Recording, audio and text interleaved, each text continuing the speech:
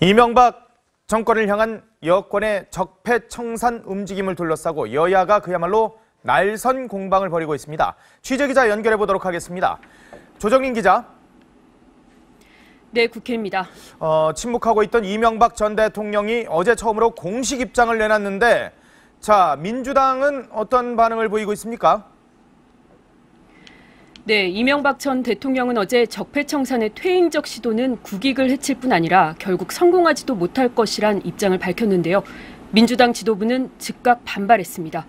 추미애 대표는 퇴행적 정치로 연명했던 전직 대통령의 비겁한 항변이라면서 과거를 바로잡지 않으면 범죄를 방조하는 것이라고 했습니다. 우원식 원내대표도 적반하장이라는 표현도 모자란다며 이 전 대통령은 책임에서 자유로울 수 없다고 했습니다. 자유한국당 홍준표 대표는 문재인 정부의 적폐청산 작업이 정치 보복이다, 이렇게 강하게 반발을 하고 있죠.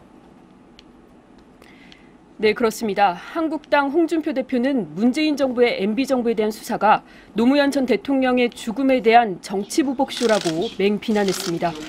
문재인 정부의 적폐청산 작업과 관련해선 이 5년도 남지 않은 좌파 정권이 앞서간 대한민국 70년을 모두 부정하고 나선 것이라고 주장했습니다. 반면 국민의당은 소모적인 과거사 전쟁이 추석 밥상을 무겁게 짓누르고 있다며 민주당과 한국당을 동시에 비판했습니다. 김동철 원내대표는 이 전 대통령이 적폐청산은 퇴행적 시도라는 망발을 늘어놨다고 질타하면서도 문재인 정부가 적폐청산에 올인하는 것도 큰 문제라고 했습니다. 홍준표 대표는 또 문재인 정부의 전시작전 통제권의 조기 환수 추진에 대해서도 비판의 목소리를 냈어요. 네, 자유한국당 홍준표 대표는 오늘 기자회견을 갖고 문재인 정부의 전시작전 통제권의 조기 환수 추진을 코미디 같은 발상이며 북한이 바라는 바라고 비판했습니다.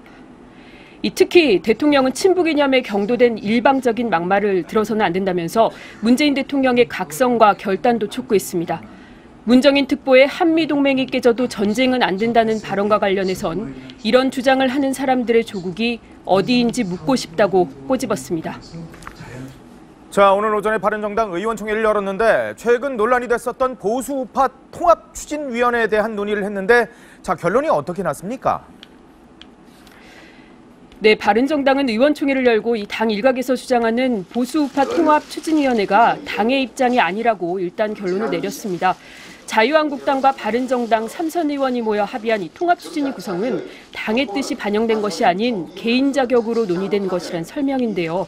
다만 모임을 추진한 이 김영 의원은 대통합을 논의해야 한다는 생각에는 변함이 없다고 밝혀 추석 연휴가 끝난 뒤 다시 갈등이 불거질 가능성도 제기되고 있습니다. 지금까지 정치부에서 TV조선 조정린입니다.